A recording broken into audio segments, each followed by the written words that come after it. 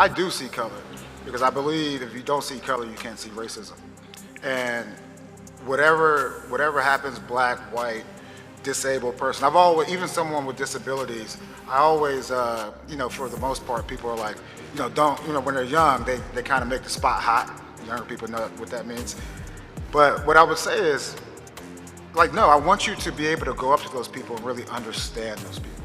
So it goes back to whatever it is, black, white, yellow, it really doesn't matter, but it does matter, so we can try to. In this round, here's Charles Big Angry Adams.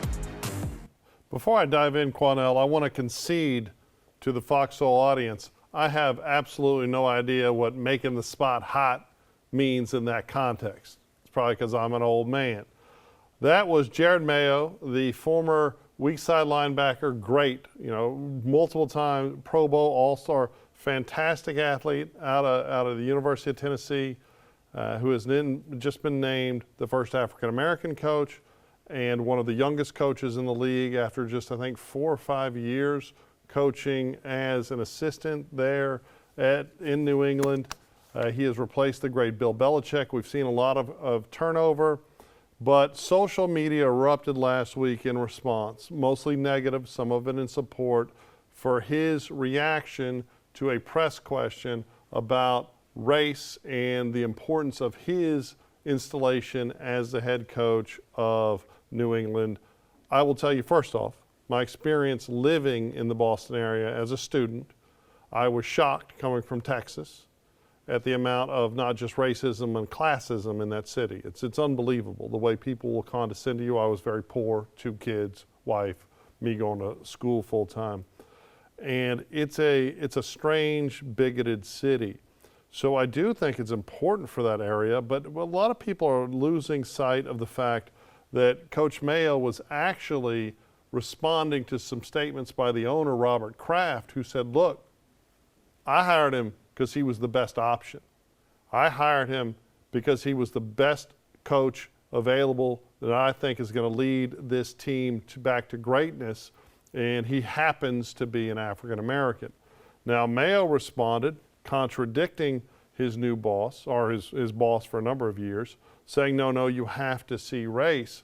And I've got to disagree. First of all, someone needs to tell Coach that referring to Asian people as yellow is a pejorative. It's a racist statement. He should probably use a new way to refer to Asian people.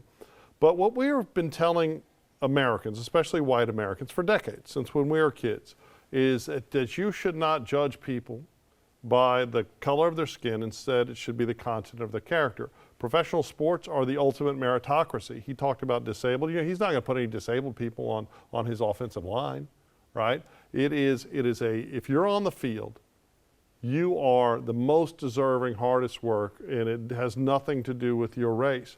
The Rooney Rule obviously has corrected a lot of issues about making teams interview African-American coaches, and you've seen an overwhelming amount of African-American coaches hired in the last couple of years. No, you actually have. I know you want to call a lot. Done nothing. Okay, well, you've seen a lot of African-American coaches be hired, but at the end of the day, when you tell white America, hey, you can't see race, right? Unless you are accepting being discriminated against because somebody years before you did. But everyone else can always see race. How does that ever change anything? If we don't get to the point where a coach becoming a coach is just celebrated because he's the best guy for the job and has nothing to do with skin color, how do we ever move forward as a country? And the thing is, nobody wants us to move forward. Everyone wants race to be the main issue, especially race grifters in the media. Let us congratulate Mr. Mayo on becoming the new head coach of the New England Patriots. Right. And let us be blessed that another African-American coach has been given the opportunity, because far too many African-American coaches don't get that opportunity who deserve it. There have been many coaches in the NFL with little to zero head coaching or assistant head coaching tenured experience in the NFL and still get head coaching jobs. Joe Judge, Brian Staley, just to name a couple. These men can get head coaching jobs over African-American coaches who have been very successful assistant coordinators, defensive or offensive, and still can't even get a job anywhere as a head coach. Brian Leftwich is one. Another is Mr. Bieniemy that's in Washington as the OC in Washington. He came from KC after going to 2 or 3 Super Bowls with Patrick Mahomes, a proven track record, but yet he can't get a head coaching job. The Rooney Rule only stated that you had to interview an African-American head coach, not hire. Actually, two. Not hire. Right. So an interview is not enough for us. What we need is more teeth in that rule. So and what's the rule you want to see? Let's see. Let's hear the rule you want to see.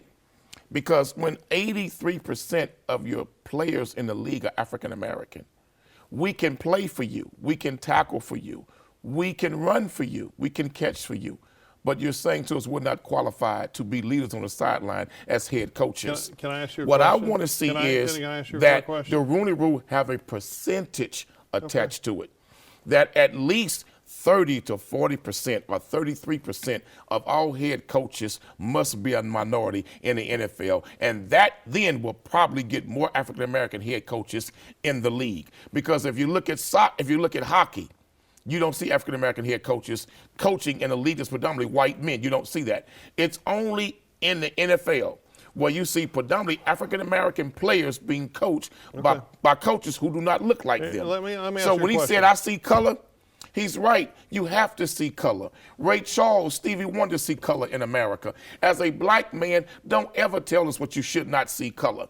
That's something that had to be taught to white people because white people in America were the ones who made the big issue about color, not only in America, but around the whole world. Yeah, that's absolutely not true, right? You have colorism, you have racism, you have bigotry all around the world. It's part of the human condition, right? And white folks took that all over the world. Who's not letting anybody talk? White people took white supremacy White people bad. all white over people the world. bad. That's just a fact, But Charles. the truth is that Robert Kraft came out and said, no, this is the best guy for the job. When Todd Bowles was asked a similar question, he said, no, this doesn't have anything to do with race. I'm the best coach for the damn job, right? And that's what we want. When you talk about 83%, right? 83% of the players on the field are African Americans. Why? Because they're the best damn players in the country, right? But they only make up 6% of the population. So should we require a percentage of Asian players, a percentage of Hispanic players? Lo and behold, a percentage of white players. Absolutely not. Charles, because you only want racism and bigotry when it benefits can you. Play for white owners,